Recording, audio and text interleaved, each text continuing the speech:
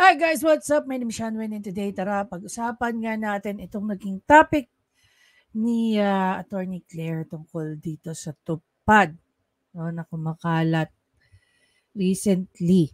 Actually, marami tayong mga topic na itatakal for today but I'll try to minimize it sa dalawa lang. Nevertheless, i-play muna natin ang intro.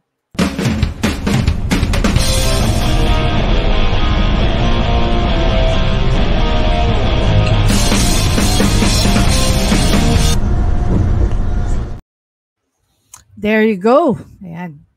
So, even before we get into this, gusto ko lang i-plug sa inyo ang aming live stream ni Mang Tem yung every Sunday na po siya. So, nakikita niyo po sa ticker here, nakalagay ang Discourse Digest. So, basically, pag-uusapan lang po natin ang mga naging hot topic for the week.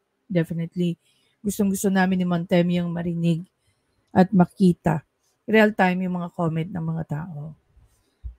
Diba? Most probably, from that, makakagawa si Mantemi ng isang article that he can actually post sa kanyang Facebook page.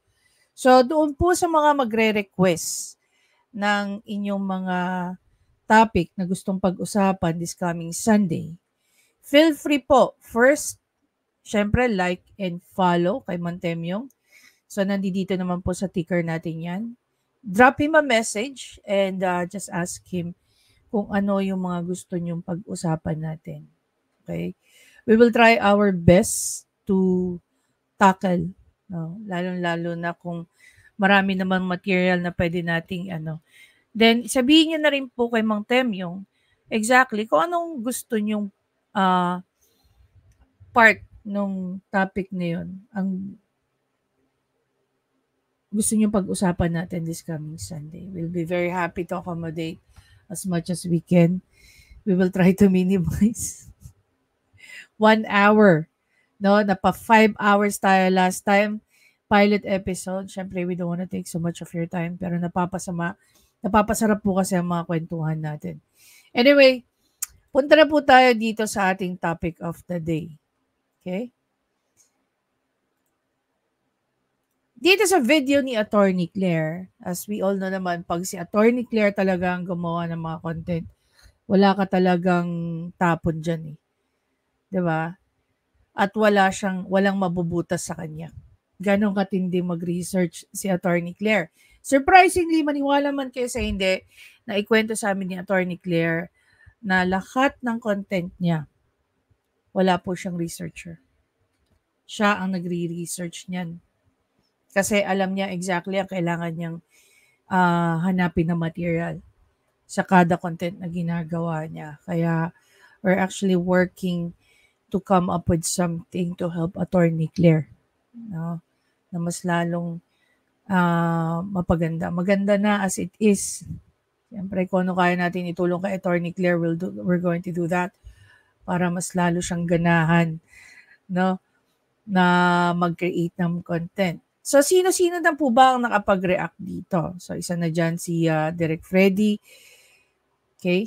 A day ago. Yan. Naging topic na to ni Direk Freddy. Same with Teacher Mark. Okay? So, sa atin naman, konting part lang, hindi naman natin uubusin yung ano ni Attorney Claire. Yung kukunin ko lang yung sa tingin ko, kailangan bigyan natin ng emphasis. Okay. Balik tayo kay Attorney Claire at i-play na natin. Ang pag-usapan natin ngayon. Oops, wait lang. Mag-feedback kasi guys, so I need to change. Yun. Ay yung mga politikong sumasawsaw sa tupad program ng DOLE. Ang DOLE tupad o tulong panghanap buhay sa ating disadvantaged displaced workers ay ang programa na pinangunahan at sinimulan ng Department of Labor and Employment na nagbibigay ng emergency employment opportunities sa mga naapektuhan ng pandemic. Ang programang ito ay nag-aaya sa mga Pinoy para sa short-term job, kung saan ang sweldo nila ay diretsong idideposito sa bank account nila o kaya sa kanilang cash cards. Ang layunin nito ay para makapagbigay ng suporta sa pamilya habang naghahanap ng permanenteng trabaho ang benepisyaryo. Siyempre dahil may pera rito, at ito ay para sa mga pobre nating kababayan, maraming politiko ang sumasakay hanggang sa ngayon na feeling nila pagkasama sila sa pagbibigay ng payout ay magmumukhang galing sa bulsa nila ang pera dahil sila pa nga ang lumalabas na bida. Ipamimigay kasi ito habang sila ay naroon at sa kanila pa nagpapasalamat ang mga benepisyaryo ng TUPAD program. Noong 2021 ay binigyan na ng warning ng DOLE sa pangunguna ni Secretary Bello III ang mga politiko na huwag sumausaw sa pamimigay ng payout para sa TUPAD program. Sinabi pa nga ng DOLE na kakasuhan nila ang mga politiko at mga tao na mapapatunayang guilty sa irregular na implementasyon ng TUPAD program. Sabi pa nga ni Secretary Bello III, "We do not condone such activities, especially those requiring the participation of would-be beneficiaries in caravans to be able to avail of assistance under the TUPAD program." Pero hindi nagpatinag yung ibang mga politikong masasabi nating makapal ang mukha dahil hindi sila napagsabihan dahil tumutuloy pa rin sila sa pagsawsaw sa TUPAD program. Quezon Province Governor Danilo Suarez ng mismo mga benepisyaryo ng tulong pangkabuhayan sa ating displaced workers sa umunay pagsasamantala sa programa ng Department of Labor and Employment. Ayon sa ilang benepisyaryo, hindi nakikita sa Quezon ang tunay na esensya ng programa dahil maraming umanong individual na isinasama na hindi kabilang sa hanay ng displaced workers. Kumbaga, naaabuso ng mga politiko para sa kanilang pamumulitika. Sa totoo lang, ang kakapal ng mga mukha ng mga politikong ito dahil nagpapahintay pa bago ibigay ang TUPAD payout. Hindi agad ibinibigay ang payout hanggat hindi pa sila dumarating.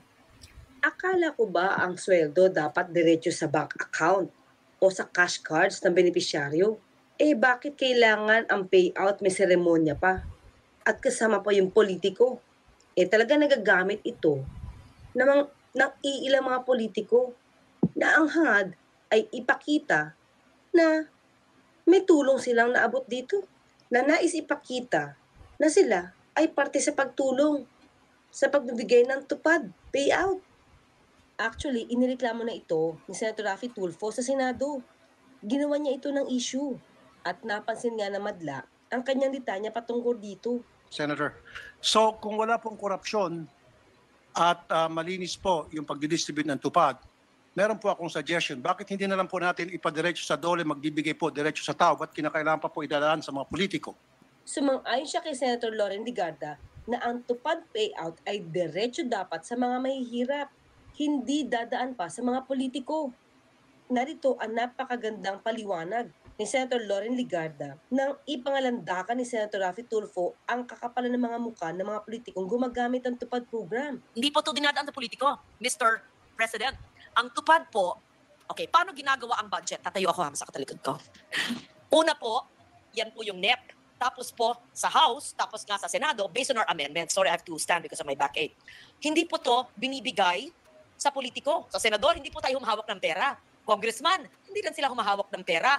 Gobernador, hindi po. Hindi rin po ang mayor. Wait lang. Kung maaalala ko, no, if my memory serves, it will serves me right. Bakit doon sa tarpaulin nakalagay pa doon handog? 'Di ba? May word na handog, 'di ba? Tapos sinasabi dito ni Senator Ligarda na yung mga tao sa legislative mula sa mga taga-Congress, no? Mga congressman, congresswoman, down to senador. Wala daw silang hinahawakang pera. 'Di ba okay, this is my interpretation when you say the word handog. Ibig sabihin, sa'yo galing. Mamaya papakita ni Attorney Claire yung tarpaulin. Pakitandaan na sinabi ni Senator Ligarda to. Siyempre, hindi rin po ang kapitan, hindi vice mayor, hindi po konsehal, hindi board member. Ito pong central ay dina-download po sa region. Okay. Ang region po ay merong mga provincial DOLE officers Opo. na siyang makikipag-ugnayan po sa mga lokal na pamahalaan hanggang sa kapitan, hanggang mag-ugnayan sa mga CSO, POs, sectoral representatives para po ilista yung mga posibleng benepisyaryo na binivet po nila na hindi po ghost. Tapos ngayon, ang nangyayari, nawawala na yung DOLE. Yung nagbibigay ng pera, yung nagbibigay ng programa, halos kulang na lang i-font 11 mo sa isang malaking tarpaulin. Tapos i-blow up nila yung muka, yung pangalan ng isang politiko, mapasenador man yan, o congresswoman o man. Diba? I'll give you an example po, Madam Senator. I will give you an example, Idol. Teka po, tama ba ako? Hindi dapat i-download sa probinsya o sa LGU. Diba? Hindi dapat. Sa pagkaalam ko, ako hindi ko ginagawa yon. Diretso sa tao. O sige, yun ang pagkaalam ko. Okay. I speak from experience, Mr. Kasi matagal din siya naging congresswoman. President. If there is another way of implementing TUPAD, I've never done that, right? Because what I do is I allocate it through our GAA amendments, and I can see that. Why are you laughing? Because I have a backache. Yes. Because I can see it's really life-changing. Yes. I am not certain that it can be downloaded to an LGU. Pwede ba yun? Okay. Because like Dole Kabuhayan, if you are an accredited entity and local governments are accredited, aside from cooperatives and associations, then they can be partners of government in its implementation. However, hindi naman pwede yung LGU ang naglilista, tapos hindi manunood, hindi magtatrabaho si province na DOLE. Nakanood din si congressman, nanonood din ang senador, nanonood lahat. Of course, we're not a perfect world. How can we, with the trillions of budget here, watch every centavo? But I am saying this, and I'm standing also for emphasis that dapat diretso sa mahirap. Tama. I agree. At tupad, yan ang dalawang paborito, lalo na sa panahon ng pandemya. Sa aking pong karanasan, Madam Senator, Yes. ang nadidistribute po ng tupad ay mga politiko. In fact, I'll cite you an example sa District 2 sa Quezon City. Politiko po ang nag-distribute ng tupad. In fact, kumikwak pa po. 10,000 halimbawa ibibigay sa bawat manggagawa, kinukupit po yung 6,000. Bawal yun. At yung alam ko po bawal. Gaya nga ng pinakita ko sa inyo, guys. Meron ng Quezon City congressman ang nakasuhan tungkol dito. Maliwanag na ang pagsakay sa tupad program ay bawal. Madidinig na isinagaw pa nga nitong si Senator Loren Ligarda habang nagsasalita si Senator Raffy Tulfo. Ipakulong mo. Gagawa, kinukupit po yung 6,000. Bawal yun. At yung alam ko po bawal. It is not the politicians. The politicians are supposed to pangalagaan dapat ng DOLE ang bilyones na pinagkatiwala sa kanila ng Kongreso para magkaroon ng trabaho ang mga naghihikahos nating kababayan sa tulong ng tupad. Hindi dapat maggamit ng politiko ang tupad para magpasikat, kumuha ng boto, at para paboran ng taong gusto nilang paboran. It's very ironic. It's very weird. No? Na this was a post coming from Idol last 2022. Pangalagaan dapat ng DOLE. So obviously, ang mga perang nilalabas from tupad ay galing sa DOLE. Malinaw yan. At alam na alam yan ni Idol. No? Babalikan natin yan, ha? do legislation. The politicians are supposed to manage the affairs of the local government. Di na kayo kailangan magpahaba dahil sumasang-ayon ako sa inyo at dahil po sa inyo, idadraft nyo ako ng special provision para bawal na Ayokong kabanding to si Senator Ligarda. Idadraft nyo ako.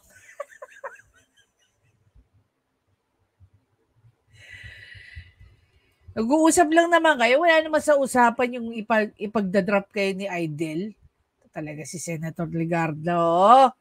Pinaparami mo yung ginagawa niya eh. Ang sabi ni Idol, ilang araw lang ang pasok daw dyan sa loob ng ng Senado. Thursday, Friday. Wala na raw silang ginagawa. Wala na pasok. Tama ba yun? gawin yan at hindi na magmumowa Diba? Tama ba yun? Sinabi niya daw yun? Sabi ng mga netizen? sa LGU ang tupad. Yung nire-request ni Senator Loren Legarda na gumawa si Senator Raffy Tulfo ng mga special provisions para hindi na magkaroon pa ng MOA ang LGU sa tupad at ipagbawal talaga ang paggamit ng mga politiko o pagsakay ng politiko sa tupad program. Nasa na kaya yung special provision na yun na nire-request si Senator Loren Legarda na gawin mismo ni Senator Raffy Tulfo? Mukhang hindi ito nagawa. Kasi base sa latest na report na nakita natin ay nagkaroon ng pag-uusap si Senator Angara, si Senator Cheese at saka si Senator Loren Legarda tungkol sa expansion at sila na ang gagawa ng special provisions para sa pagpapalawak ng tupad program. Naalala ko na naman yung sinabi ni Idol kay, kay DepEd Secretary Vice President Sara Duterte nung pinapagawa siya ng batas para hindi na nga mangolekta ng pera ang PTA. Anong sagot niya? Anong sagot niya? Hindi niya raw trabaho yun.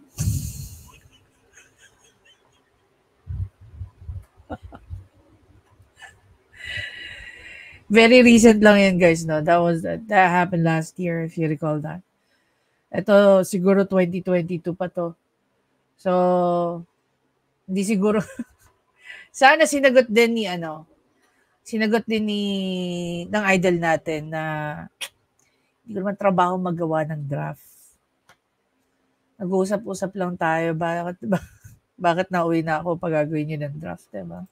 Kasi kung ginawa niya yung special provisions na yon na ipagbawal yung mga politiko na sumakay sa tupad program, so dapat hindi na ginagamit ngayon ni Senator Raffy Tulfo ang pagsakay sa tupad program. Dahil siya mismo ang nagpapabawal dito. Pero taliwas kasi ang nangyari. Ngayon, isa na siya sa mga politiko na Okay, so kanina nga sabi ko sa inyo, yun yung nare-recall eh. Yun yung nare-recall ko. Sabi dito sa na to, handog ni Senator Idol Raffy Tulfo. Asan na yung yung pinakita ni, ayan. Ano sabi niya? Pangalagaan dapat ng DOLE ang bilyones na ipinagkakatiwala sa kanila ng Kongreso. So basically, yung pondo na yon ay galing sa DOLE. Hindi kay Idol. Malinaw na yan. At alam ni Idol, na ang programa na yan ay may budget sa DOLE.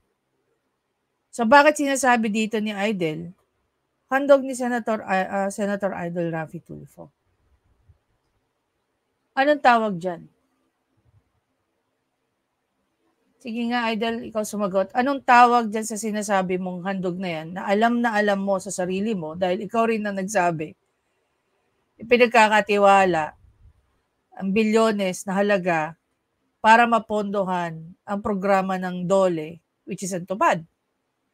So, paano nangyaring handog ni Senator Idol? Tapos sinabi pa ni Senator Loren Legarda, wala kayong hinahawakan na pera. So, ng perang pinag-uusap, anong hinandog mo dyan? Ngayon, isa na siya sa mga politiko na gumagamit ng tupad program. Now you understand the hypocrisy of Raffy Tulfo. Sinasaluduhan si Raffy Tulfo kasi lahat ng mga, diba? Lahat ng binibengga niya tuwing Senate session niya, galit siya sa mga taong korap. Even nung nakaupo pa siya sa kanyang studio, no? Isang, ano yung term na ginamit niya? Naghihikahos na broadcaster. Sinasaluduhan siya ng maraming tao dahil galit siya sa mga taong gaya niya ngayon. Tapos isa na siya doon. Diba? The hypocrisy of Raffy Tulfo. Ginawa niya na rin na pumunta sa pagbibigay ng tupad payout nandoon yung kanyang larawan, nandun yung kanyang pangalan, at pinapadala niya ang kanyang anak sa seremonya ng pagbibigay ng payout sa mga constituents. So ipakulong mo daw yung mga politikong lumalabag sa batas. Agree naman rito si Senator Raffy Tulfo na bawal. Kaya nag-research tayo ng ilang mga politiko na maaaring ginagamit ang tupad program para sa kanilang pamumulitika. So napansin natin na nariyan si Senator Lito Lapid. Wow, isa pa to. Kahapon yata ng gobernador. Bahala na kayo. Alam mo, ito guys, no? Well, hindi ko naman alam kung ano yung mga araw na nagsushooting si Lito Lapid. No, we have to be fair. Hindi lang dapat si Idol lang binebenga natin dito. But even Lito Lapid is very busy sa kanyang tawag dito, sa production at saka sa teleserye niya with Coco Martin. So ano yung mga araw na nagsushoot si Lito Lapid? Siyempre, kung siya ay nagsushoot during Friday, Saturday and Sunday, wala tayong ano dyan. Hindi gaya ni Idol, no, based dun sa kanyang interview, na Thursdays, Fridays, nasa RTI Asia. Diba? Dapat yung gaya ng mga to na merong mga personal na programa, although kasi si Lito Lapid, ang difference lang niya, hindi niya ginagamit ang Senado. No? Hindi niya ginagamit yung pagiging politiko niya para maka-impluwensya. Yun lang. Sana, hindi rin siya gaya ni Idol. Na even Thursday, Friday, nagsushooting. Sana, during off days nila, doon siya nagsushoot, diba? Nariyan din si Senator Bongo. Ako, I'm a very, very big supporter of Senator Bongo. So, ludo ako dyan because of mga ginagawa niya sa Malasakit Center, sa pagpaparami, no, ng mga tawag dito, ng mga state-of-the-art na health centers. No? Ini-equip niya ang health centers. Pero yung ganito, kung dapat siyang ma-punish, ma-penalize, gaya ng iba, hindi ako magdadalawang isip na dapat i-penalize din siya. Diba? So yun yung difference kung bakit ayokong matag as DDS or loyalista. Kasi hindi naman ako loyal sa politiko eh. Loyal ako sa bansa, loyal ako sa Pilipino. Yung iba dyan na supporter ni Bongo, they'll just gonna brush it off, mag-explain to make an excuse. No. Wala tayo dapat sinisino. Sinusuportahan lang dapat natin yung mga politiko. No? Binibigyan natin o hina-highlight natin yung kanilang mga ginagawa. That is very beneficial sa mga kababayan natin. Pero yung mga ganitong pag-iepal, no way. This is a big no-no. At nariyan din si Senator Raffy Tulfo. Akong kinasing-kasing nga pagpasalamat sa inyong pag-anhi karon niadtong Mayo. Ang tanong, gaano karami na yung ganito na ginagawa ni Idol na hindi natin na... Actually, nakita ko siya sa grupo ng mga Sara Duterte supporters. Okay? Na shinare ko dyan sa Ka-Armado, sa Kayubi, sa Katambay. Kaya ngayon, napag-uusapan natin. Pero dito sa pinakita ni Attorney Claire, mukhang hindi ito first. No? Mukhang hindi ito ang first. 2022, inyong gitabangan si Senator Raffy Tulfo nga nahimong number 1 senator diri sa atong pinalanggang lungsod. Paano kaya nakakatulog yung mga ganitong politiko, no? Diba? Paano nyo nakakayanang matulog sa gabi? Karon pa, nga ang tupad gikan sa opisina sa usa ka senador gitambungan gayud sa anak sa senador. Wow. Sorry, hindi tayo nakakaintindi ng ng salita nilang Bisaya, pero magre-rely tayo dun sa tarpaulin. Kasi sabi, handog daw ni Idol. Talaga ba?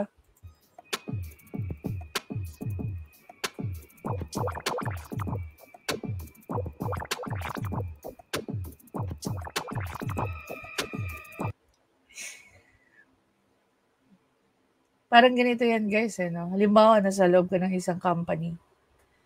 May naibenta kang isang malaki. Okay? Isang malaking produkto or property or what. Siyempre may manager ka. Yung manager mo, may mga managers din. Tapos i-credit grab ng manager mo yung success na ginawa mo. Yung effort mo. Tapos ma-overshadow ka. Ganun yung pakiramdam eh. Na may umiepal para pagmukha na yun yung competitive, yun yung magaling. At hindi ikaw. Ano yung pakiramdam, guys?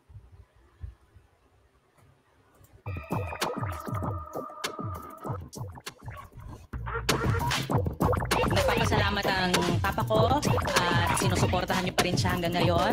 Masaya ako dahil ako ang pinadala niya dito para ibigay ang tupad allowance niyo. Wow.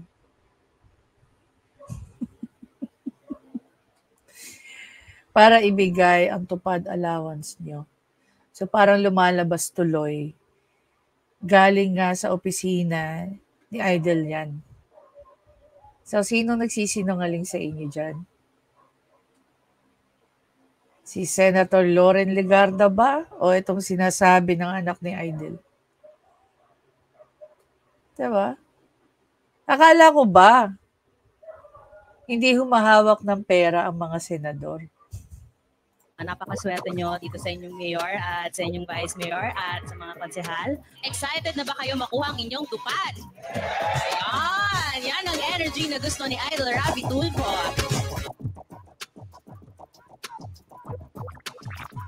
O ay bawal? O di po ba nag-agree kayo with Senator Loren Legarda na ito ay bawal? Pero ginawa niyo pa rin po.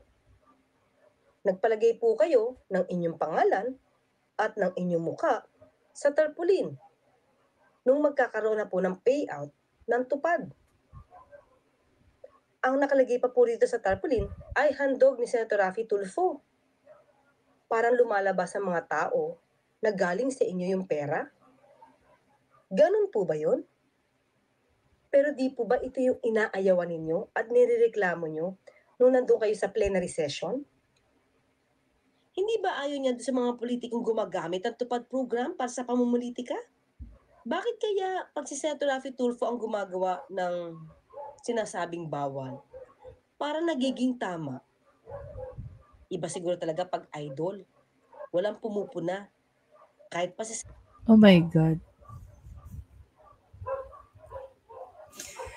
What can I say? Welcome to the Tulong One. O akala ko ba hindi isa pa rin pala to si Legarda. Diba? Tingnan natin yung iba. Hindi yun first eh. ni Senator Rafi Tulfo si Wait Mar lang. para sa politika. Sa pagbibig Tulfo, may politika. They don't like you there. So sa politika, nandiyan ang ina, ama. So that was not the first. Ito yung isa pa. Another one. Isa pa to. Grabe, no?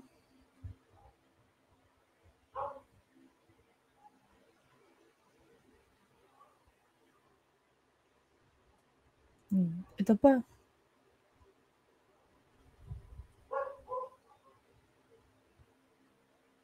Diba?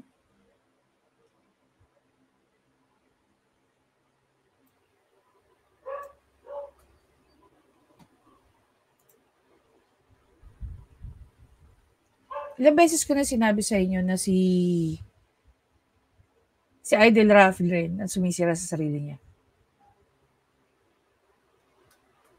Ngayon yung binoto nyo.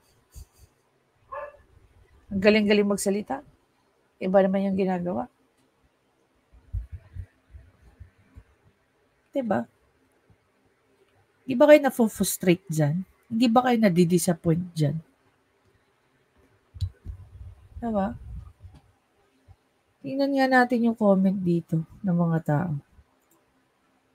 Silipin lang natin, guys. Sabi ng Nina Rodriguez, you nailed it, attorney. Yan, palaki natin. You nailed it, Attorney Claire. Sana may expose pa more ang mga maling ginagawa niya. Sobra na to, maraming nang naniniwala pa rin sa kanila. Thank you, attorney. Alam mo, actually, hindi lang dapat yung mga ginagawang mali ni Idol. Kung kaya gaya niyan, imagine niyo isang video lang, ilang mga mukha ng makakapal na mukha na senador natin. Bongo, Lito Lapid, Senator Legarda, ang galing-galing niyo rin magsalita. As makikita yung pagmumukha niyo dyan. Pareho kayo ni Rafi Tulfo. Di ba kayo nahihiya sa mga sarili ninyo? Sabi ng Red, 32_12, Raff is really good at exploiting the poor, those who have less in life, and also the less informed. He is an expert manipulator. Okay, yan. Grabe talaga ang mga politiko sa Pinas. Sobrang nakakaya. Hala, ano yan, Rafi Tulfo, nakalagay na rin ang mukha mo sa tupad, picture, kinain ang sinabi. Rafi Tulfo, hindi mo pera ang binigay mong nakalagay handog si Rafi Tulfo. Oo nga. Diba? Di ba panluloko yan sa tao? Nasabihin mong handog, pero galing sa budget ng DOLE. Na yung budget ng DOLE ay galing sa pera ng taong bayan. Oh. Sabi rito ng isang Estela Alejandrino, I like the way Senator Lauren Legarda respond to Rafi Tulfo. Unfortunately, even Senator Legarda, no, kinain niya rin yung sinabi niya. Another informative video from Attorney Claire. Sabi ni Bingo TV, dapat magpatawag ulit si Senator Legarda about sa tupad at imbitahin din si Idol para face out ulit siya. Let's say, anong ipalusot ng calling Senator Legarda? Actually, isa rin siya eh. Man of contradiction daw, talaga si Rap Bravo. He never cease to amaze me, Idol. Sabi ni Mr. Anonymous Mitten. Ayon naman dito kay Rain Cloud, si Rafi, ang gusto-gusto niya ay ang bawal, pero kaya huwag kayong gagawa ng bawal, magagalit siya. Lapong nangyari sa pagpupuna ni Senator dahil siya mismo pala ang gagamit. Kaya ang kapal ng pagmumukha ni Senator Tulfo. Sabi ni Pops Cholo, 530, most of the politicians will not pass a law against them. Exactly. So for me, this is the best legislation under People's Initiative because I'm not optimistic that people will vote for a candidate that advocating or in favor of this bill. Yan, sabi ni Karabs 35, please mga kababayan, huwag iboto mga yan, maawa kayo sa bayan, hindi talaga tumutulong mga yan. Sana mapasa na ang anti-dynasty law. Babalik tayo dito sa sinabi ni Pops Cholo. Most politicians will not pass a law against them. Diba? Sabi ni Felipe Solis, pakapala na lang ng mukha ang mga naghahangad ng mataas na pwesto sa gobyerno, mga kandidato sa 2025 at 2028.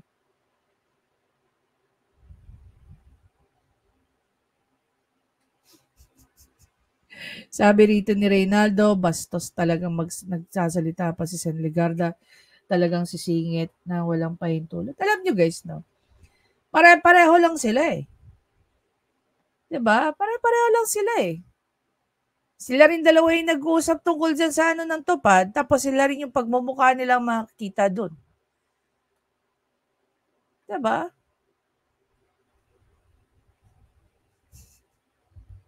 Grabe, no? Yung mga politiko natin, no? Sagad hanggang buto ang pagiging makapal. Hindi lang yan. Sagad hanggang buto ang pagiging ipokrita. Galit sa mga taong gawain na rin nila ngayon. No? Makikita niyo yung galit ni... nung panahon na nasa wanted sa radyo pa si Idol at saka RTIA. Grabe niyang batikusin, banata ng mga politiko. Mapa-mayor man yan, mapa-barangay chairman. Wala pa ako na may binanatan na congressman yan eh.